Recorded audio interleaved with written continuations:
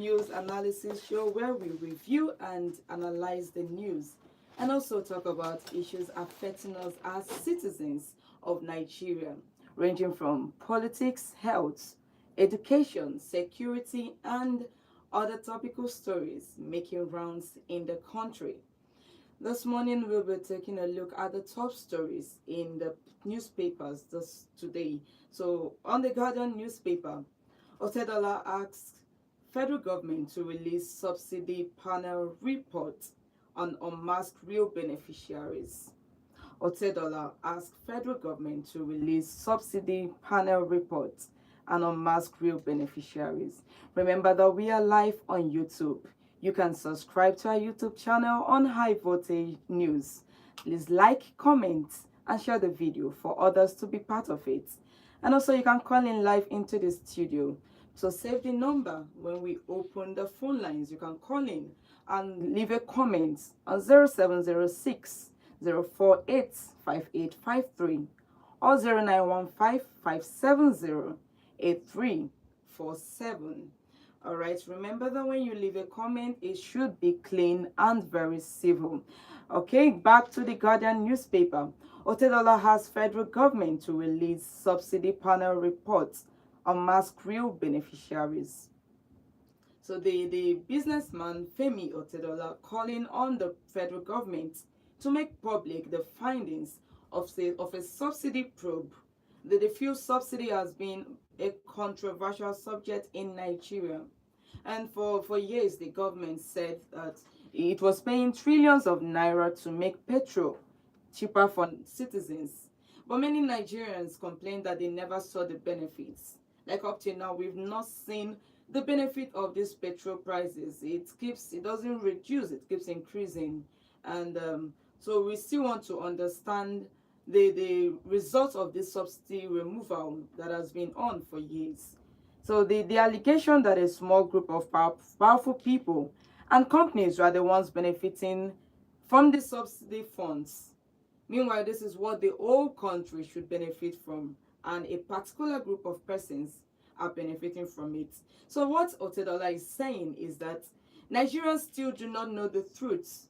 Where exactly is collecting the subsidy money? Who really benefited from it? So he insists that the report should be released so that those who looted the public funds can be exposed. All right, so next we see that Nigeria risks 14.7 billion naira daily loss. Fuel crisis as Dangote Pengassan rates dipping. So we saw this morning that today being Monday, Pengassan are on strike. This is about a rift between them and Dangote Refinery. And over the time, few weeks ago, we also saw how Nupeng went on strike because of Dangote again. And we've seen what this has cost Nigerians, or what it did, just that 2-day strike, the increase in fuel prices, the queue in fuel stations, what happened. And now Pengassan, they are on strike. And this is the workers' union, the oil workers' union. And we know that if this continues, it's going to affect a lot of millions of Nigerians out there. It can lead to blackouts. It can lead to increase in fuel prices, because marketers are already crying out that this is going to lead to increase in fuel prices. So this dangerous situation is very dangerous for the Nigerian's economy. It is. So it's saying that the country may lose over 14.7 billion naira every day if the fuel crisis continues. So the problem is Aliko Dangote, and who owns the Africa's largest refinery, and the Pengassan, the oil workers union. So the Dangote refinery was expected to reduce Nigeria's dependence on imported fuel. But from the headline, it seems there's a major dispute between the refinery management and the Pengassan. So the union, maybe they're already on strike. So, and it could stop fuel distribution. And if that happens, the fuel scarcity will eat the country. And businesses, not just businesses, will lose billions of naira because they now have to now spend more to buy fuel and all that they need for their companies to run. So this are national emergency. It's something that the government needs to step in and ensure that this crisis is resolved and everything comes back to normal, so that we, the Nigerians, can live, can just live freely without having to be thinking of when how much are they going to increase the fuel prices to now that they're on strike. So it's something that they really need to fix meetings and ensure that this comes to an end, the strike comes to an end. All right, so next we see federal government, others urge unity and shared responsibility at 65th Independence Service. So the Nigerian Independence Day celebration, the service was held on Sunday, and the federal government and other leaders used the event to call for unity and collective responsibility. So Nigeria in few days time will be 65 years since independence in 1960. But the country still faces a lot of division and the tribal, the religious, the political divisions. So they are calling for unity in all aspects of life, in all spheres. So the leaders are asking everyone to come together, irrespective of your tribe, irrespective of what you do, your religion and all that, to bring a united country, a united nation. That is what we want. That is what we want in this year. All right, as we celebrate the Independence Day. Next, we see Osun nudge PDP query local government, demand details of refunded local government funds. And moving on, we see punishing suicide attempts undermines mental health reform. Punishing suicide attempts undermines mental health reforms. Okay, we see SEC warns of AI investment scams targeting Nigerians. The Securities and Exchange Commission is warning Nigerians about new forms of scams created with artificial intelligence.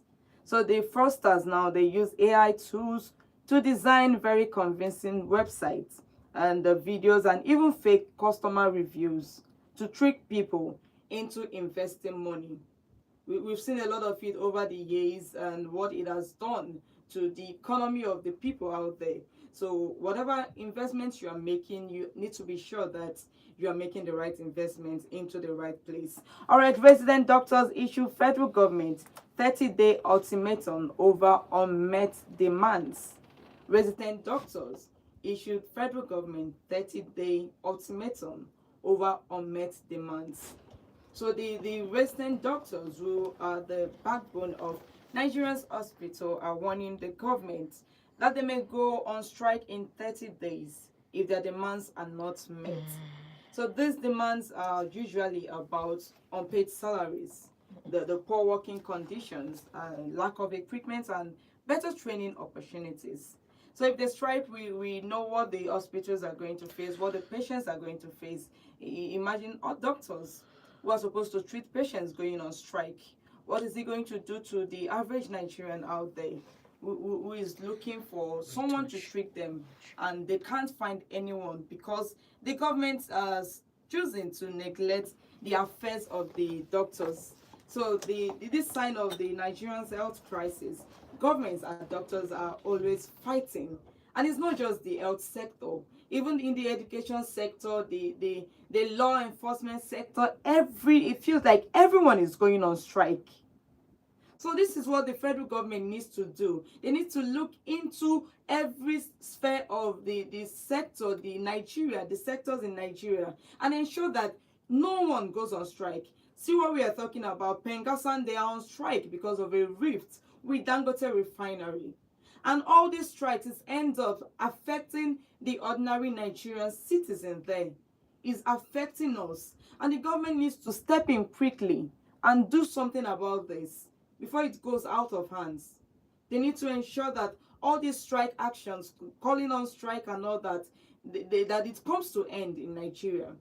They should look into the affairs of workers in Nigeria and ensure that people are okay. people are okay, because all the threats of strike and all that is enough. All right, next we see bandits kill 10 and kidnap several in Kwara State. Bandits kill 10, kidnap several in Kwara State. And next, federal government dismisses religious terrorism allegation. Federal government dismisses religious terrorism allegation. So this says that the federal government is rejecting accusations that it is supporting religious terrorism. So some groups or individuals have accused the federal government of bias in religious violence. But the federal government is saying that the claims are false. So next, on the Daily Times newspaper, we see federal government urges Pengassan to shelve strike and resolve feud with Dangote. Federal government urges Pengassan to shelve strike and resolve feud with Dangote. So this is the same story we saw on the Guardian newspaper, but now with a different angle. The Daily Times, they are saying that the federal government is begging, asking the Pengassan not to go on strike. They're already on strike. So they quarrel with the Dangote. The government wants both parties to sit down and resolve their issues. But this would have been okay if they were already talking about this before they went on strike. But they are already on strike, and people are already thinking, since they're on strike, that means there will likely be no fuel distributions until they call off the strike. So if there's no fuel distribution, the marketers will increase, fuel stations will increase their prices. So it would have been okay if the government are doing these things before an action. Because once they're on strike, it can be hard to call them back to order. But we are asking the government, even regardless, to ensure that they are called to order. At least by the end of today, we should hear that the strike has been called off. All right, next, allegations of genocide against Christians false. Minister says that allegations of genocides against Christians are false. All right, ADC to Tinubu, seeking UN Security Council seat baseless without securing lives of Nigerians. Seeking UN Security Council seats baseless without securing lives of Nigerians. So the ADC is criticizing President Tinubu, and they say it's very pointless for him to campaign for Nigeria to get a permanent seat at the UN Security Council when Nigerians are being killed by bandits and terrorists. Every day Nigerians are being killed, and terrorism is so rampant in Nigeria. Insecurity, kidnapping going on. So they see it as pointless. Why do you want a permanent seat in the UN Security Council when you've not been able to address the insecurity going on in Nigeria? Because people are afraid of their lives. In the Guardian newspaper, we read of bandits attacking Kwara State. So it keeps happening every day. It keeps coming up on the newspaper headlines every morning. And this is what the government really needs to look into. These are pressing needs. People are being killed on a daily basis. What are they doing about it? Instead of looking for external inputs, what are they doing about the ones going on in the country? So next, we see withdraw appointments of APC members as REC. Serap tells Tinubu. Withdraw appointments of APC members as REC. Serap tells Tinubu. So the Anti-Corruption and Human Rights Group is asking Tinubu to cancel the appointment of APC members as resident electoral commissioners. So RECs are supposed to be neutral because of they oversee elections. So if the ruling party members hold these posts, it could damage the electoral credibility. So imagine someone from your own party. You put someone from your party in the electoral process to as a resident electoral commissioner. What do you expect when election comes? The person will rule in your own favor. So Serap, they're asking Tinubu to ensure that the people that are there are not members of his party. But then I keep wondering, is the president supposed to appoint these people. I mean, INEC is supposed to, electoral bodies that are supposed to be independent of any political party, so that the results will not be biased, or they will not be doing it in favor of a particular person. Because questions has been coming up. Why is the president the one even appointing the INEC chairman? So these are the things that people are asking. Like, the Tinubu should not be the one appointing these people. All right, next we see Rabies Day. 70% of dogs in Nigeria require vaccination to contain rabies. Moving on, CBN boosts Naira with $70 million FX sales as reserves hits $42.2 billion. Okay, SEC raises alarm over AI-generated investment scams. And next, we are going straight to the Punch newspaper. And we see Otedola to Umasani. Your ignorance on subsidy claims is alarming. And next, we see marketers fear fuel price hike as Pengassan strike begins. Marketers fear fuel price hike as Pengassan strike begins. All right, so next we see petrol exports hits 371 billion naira amid heavy import reliance.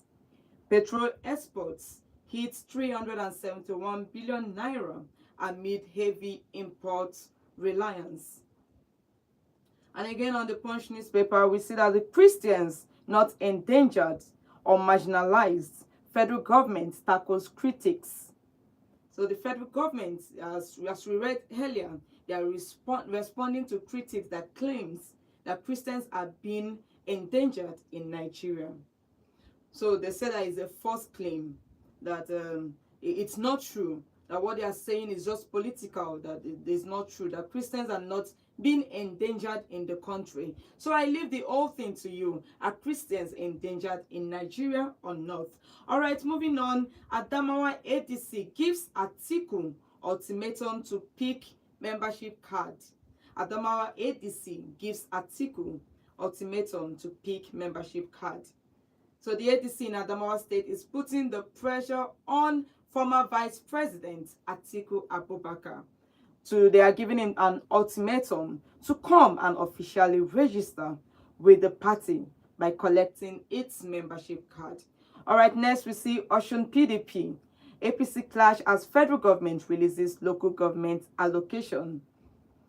Osun PDP APC clash as federal government releases local government allocation. And next one is police rescue trafficked Ghanaian, arrest 5 in Ogun State. All right, moving on. Pro-Wike lawmakers absent at Fubara's Independence Thanksgiving. Pro-Wike lawmakers absent at Fubara's Independence Thanksgiving. 2027 NGE warns politicians against personal attacks. 2027 NGE warns politicians against personal attacks. So the headline is, it says that the Nigerian Guild of Editors is warning politicians to avoid personal insults and attacks as the 2027 elections approach. So instead of attacking each other's characters, politicians should focus on real issues like economy, the security, and the governance. So they should focus on things that matters in the country, things that are affecting the citizens, and not attacking each other. We saw what happened in Anambra State, how the APC and APGA were just throwing words at each other. These are not the major things that should be going on in the country.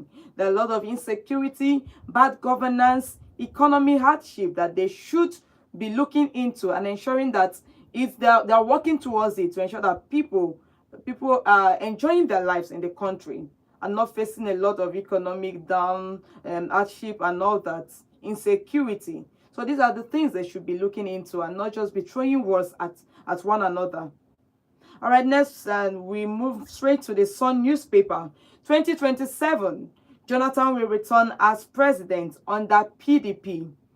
Jerry Garner says in 2027, Jonathan will return as president under PDP. Okay, next we have Army HQ directs GOC Ibadan to relocate to Kwara as government seeks increased security deployment. Moving on, federal government should provide employment to curb crime. PFN, the Pentecostal Fellowship of Nigeria, says that federal government should provide employment to curb crime. And last on the Sun newspaper, NGE shouts security agencies over abuse of cybercrime acts and vows to protect journalists. All right, so that is what we have this morning on the newspaper headlines. So we've reviewed and analyzed it.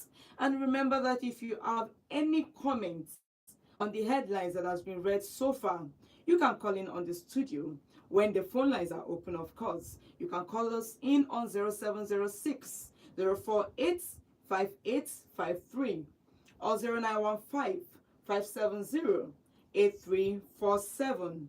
And remember, we are live on YouTube on High Voltage News. Please subscribe, like, comment, and share the video for others to be part of it. All right, we are moving into what we have for this morning.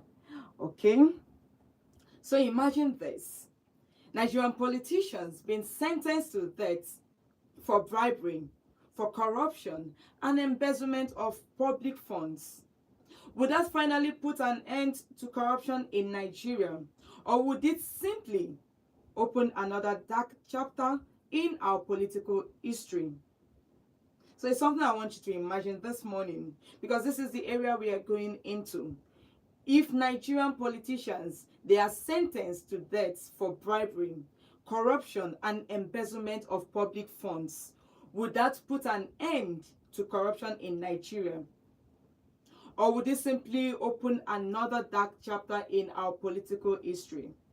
So we are looking at a story from China where a former agricultural minister has just been sentenced to death for corruption. But the bigger question is this: if Nigeria adopted a law like this, what would change? Would anything change? So if you're just joining us, this is High Voltage, your weekday news analysis show. So welcome to the program. So now stay with me for some minutes, because we are not just telling you what happened in China.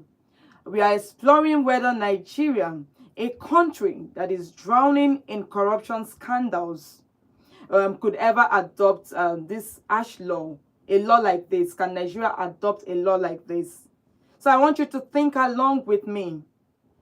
Would the fear of death, would it scare our politicians into honesty? Would corruption simply find another way to survive? Even with a law like this, would corruption find another way to survive? Or is this going to put this fear in our politicians to do the right things? So on Sunday, that's yesterday, China's court made headlines. The country's former Minister of Agriculture was sentenced to death on corruption charges. He was sentenced to death on corruption charges. But it comes with a 2-year reprieve. This means that if he behaves in prison, the sentence will be reduced to life imprisonment.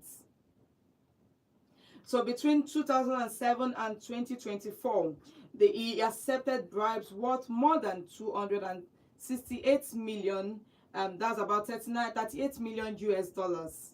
So the court said his crime caused particularly severe losses to the states and to the people. And this is not an isolated case. So under the president, we've seen the anti-corruption campaign. We've seen several powerful officials that have been brought down, including 2 former defense ministers. So some say this campaign promotes clean governance. Others argue it gives the president more power to silence political rivals. Now pause for a moment and think about Nigeria. If a governor or a senator or a minister here was caught embezzling millions, which we've heard so many reports about some of the governors, some of the ministers embezzling money and then Most times we hear nothing, no case about it. Or the case lingers for a period of time and then we stop hearing anything about it. So would our courts have the courage to sentence them to death? Would our courts, would they have the courage to sentence these politicians to death? Or would politics, ethnicity, and the connections protect them?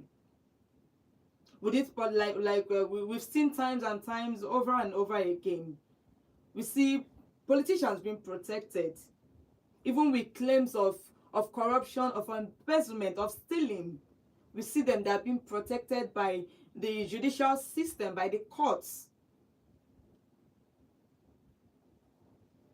So Nigeria loses billions of dollars every year to corruption. We lose it from inflated contracts, ghost workers, to embezzled funds. We also see crude oil thefts. And corruption, we know that it is the cancer that is eating our nation alive. Every day there's always a story about this politician doing this, another politician doing that. We keep hearing of stories. We've seen former governors accused of looting the state treasuries, ministers linked to missing oil revenues, and then public officials living in a luxury while ordinary Nigerians struggle to eat. So we think about the former governor of Delta State, convicted. We think about former governor of Delta State, James Ibori, that was convicted in the UK. Yet he was celebrated at home. We convict you outside. You come down to Nigeria. We are celebrating you. We are clapping for you. They are looting the funds. People are behind them, sharing them on. Keep eating it because you have something to benefit from it. So not everyone cares about this. Once you are eating from the pocket of these politicians, it's not your business what they do. It's not your business. All you want is, in their 4 years of reign, in their 8 years of reign, you just know that your pocket will be so full. So you don't care. You don't care about how they get the money. You don't care what they use the money allocated to them to do. Whether they are working in their states, whether they are working in their local governments. So the thing is, if Nigeria adopted this China style of punishment, death for corruption, you commit a crime, you do something, you embezzle funds, you are sentenced to death. If you adopt this kind of style, would our leaders behave differently? Is it going to be a different case altogether? So are they going to align and start doing the right thing, or they're going to find another different way to start getting the money?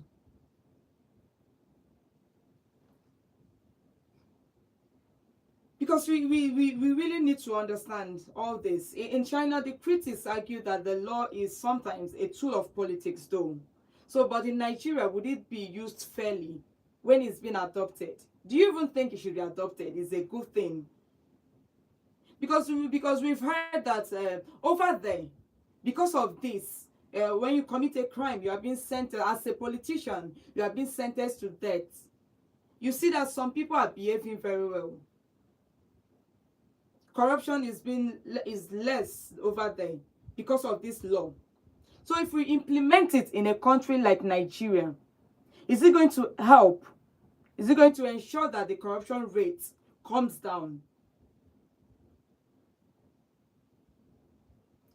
Will the judicial system even help us to ensure that things like this are being done? So why is it that China, they treat corruption so harshly? Why do they treat it harshly? Because in their system, corruption isn't just a theft. It's a treason against the people. When you say a corrupt leader, a corrupt politician, is against the people, the rights of the people. They see it as a direct threat to the national stability. But here in Nigeria, corruption often gets treated as a minor crime. We see it as a minor crime. We've seen politicians arrested today, granted bail tomorrow, and then the next day they are contesting for election. And you still see them in offices. So should corruption be in Nigeria be treated with the same seriousness as armed robbery or terrorism? Because yes, we need to flag it as that. Corruption should be treated as terrorism, as armed robbery, the same way you treat those cases. So that our politicians can start reasoning us a bit. At least they can be using the money allocated to them to something good for the citizens.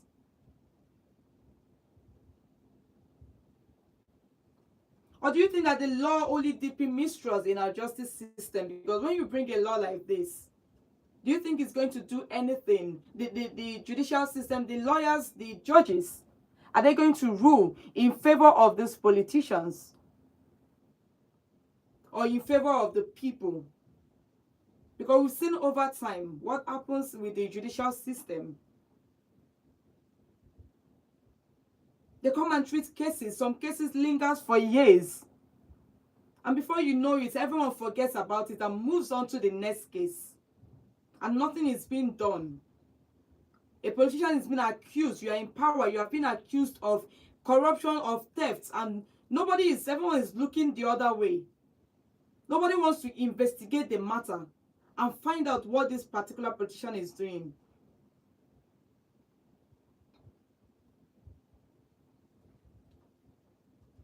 So imagine Nigeria actually passed this law sentencing corrupt leaders to death. Imagine we passed it. The best case scenario is that fear will clean up the environment. Or funds go to roads, funds go to hospitals and schools. The people finally feel the impact of governance. The worst case scenario, the law becomes another political weapon.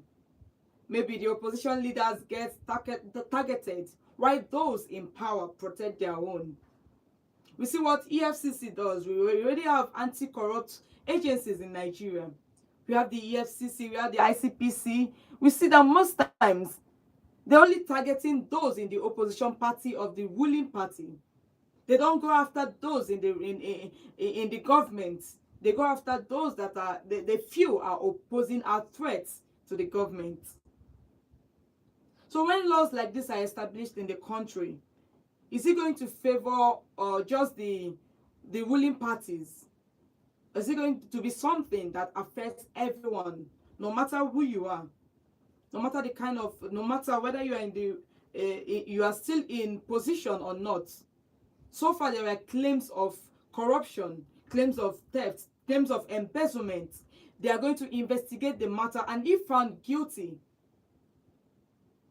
at least do something about it and not let the person live life freely like nothing happened. So the people need to know that we can put our trust again in the judicial system. We need to know that we can trust the judges, the lawyers, to do the right thing.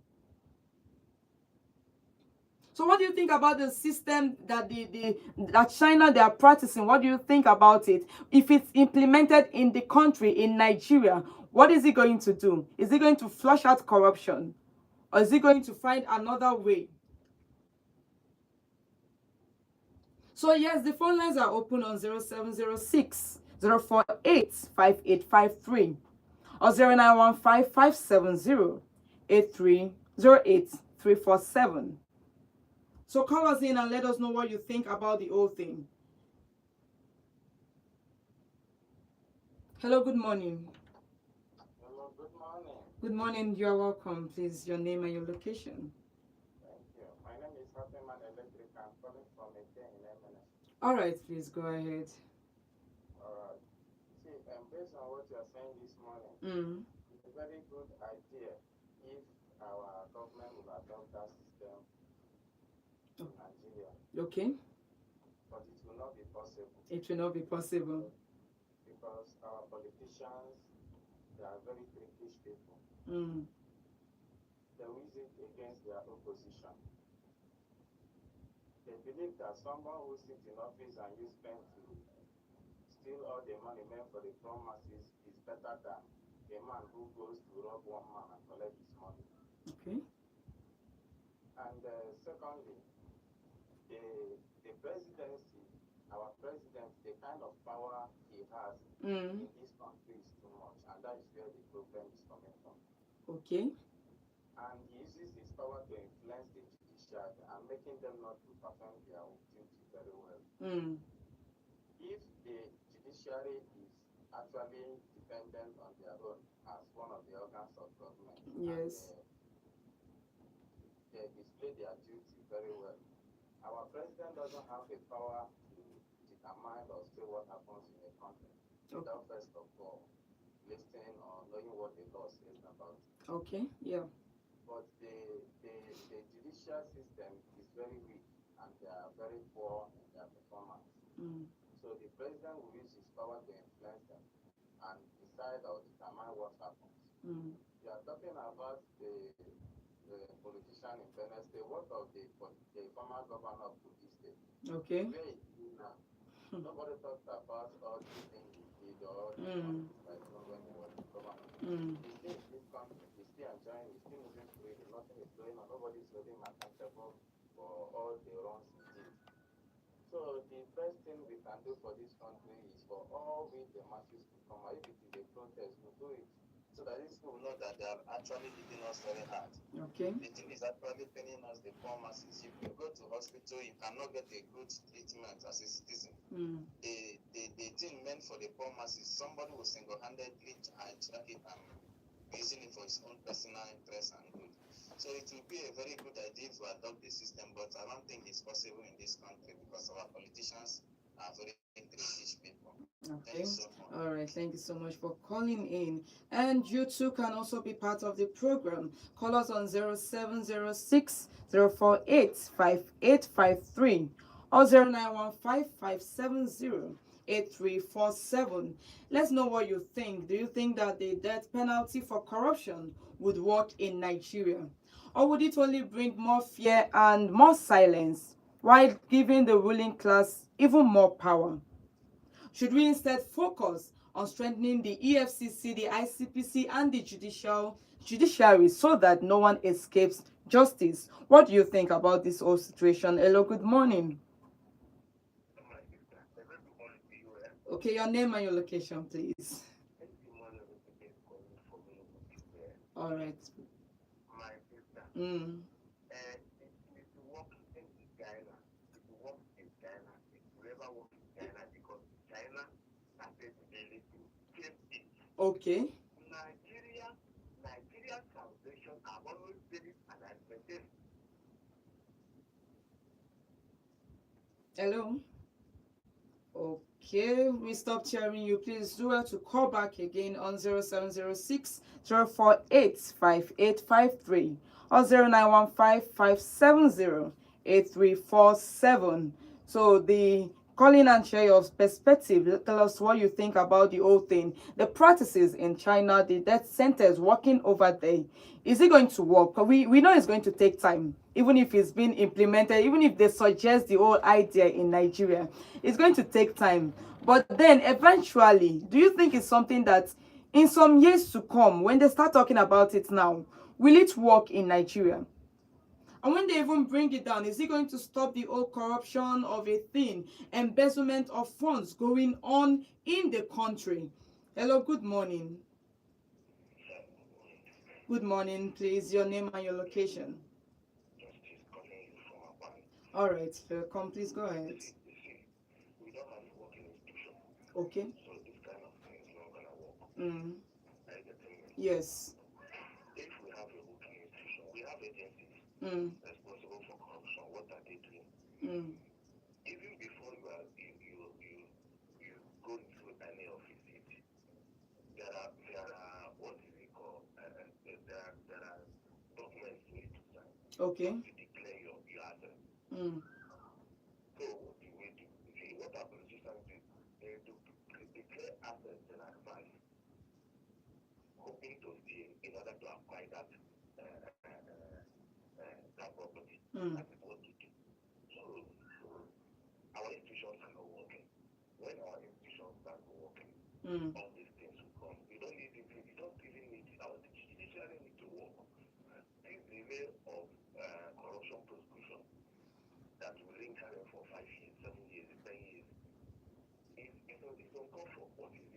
our institution bring that back so that all the corrupt individuals, incidents should be prosecuted accordingly. Okay. All right. Thank you so much for calling in. All right. You too can call in on 0706 048 or 0915 Let's hear your thoughts on this matter. Hello. Good morning. Good morning to you. Good morning. Your name and your location. I'm calling from Whitneyville, Chiyonu. Okay. Please go ahead.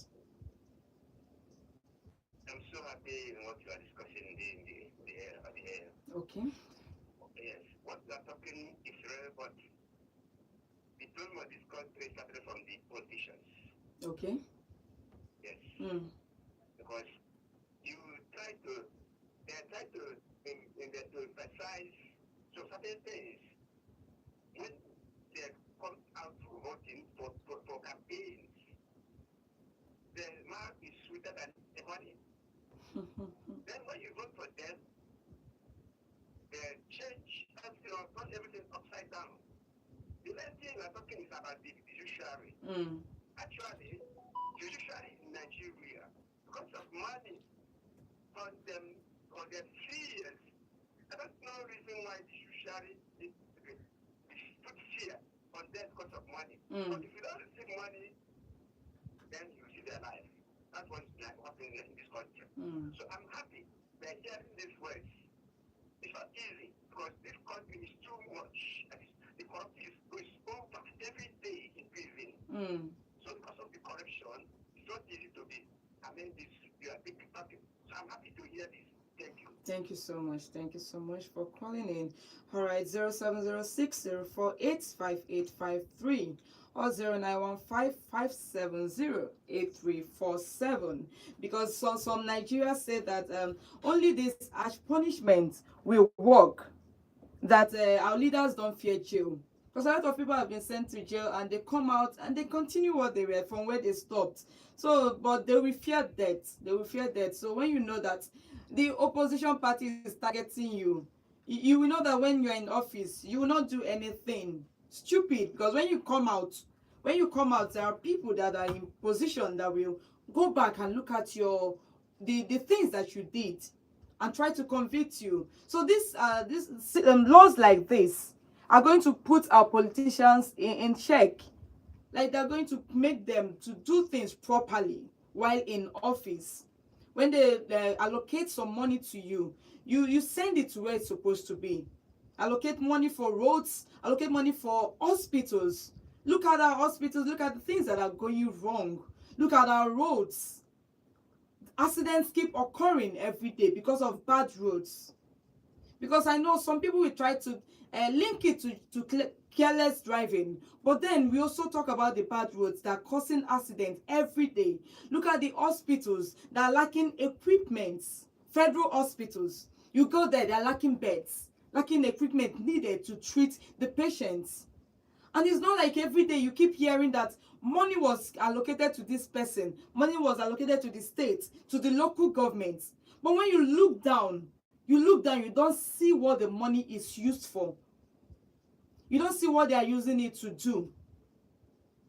So in China, they are doing things like this. But in Nigeria, why we still see corruption as just ordinary something that is now becoming normal.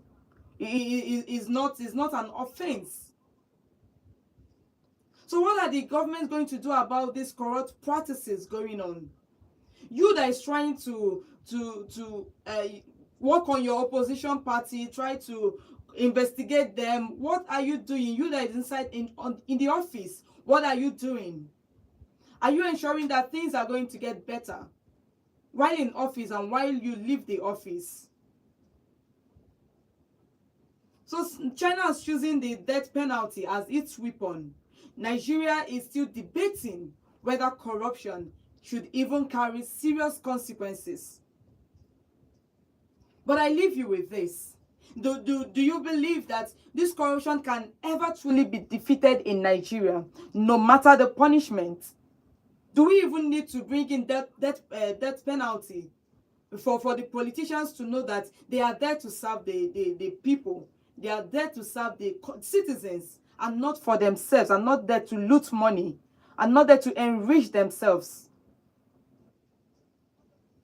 Or has it become part of our DNA?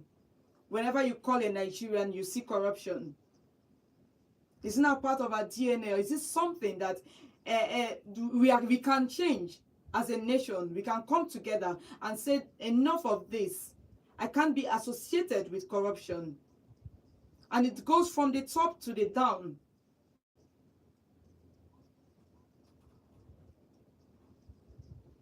So this is where I come to an end today, this morning. We've heard your opinions. It's a nice idea, but it might not will not thrive in Nigeria. It's something that it's not possible. Because the governments know themselves, they know that this might not really work for them. So thank you for being part of this program. Thank you for being part of this show. Thank you for your words, for your voices, for your opinions. And remember, this is High Voltage, your weekday news analysis show, where we analyze and review the news. And again, join us tomorrow by 9 a.m. as we bring in more headlines, more analysis, and of course, more of your voices. Thank you for being part of this show. My name is Odili.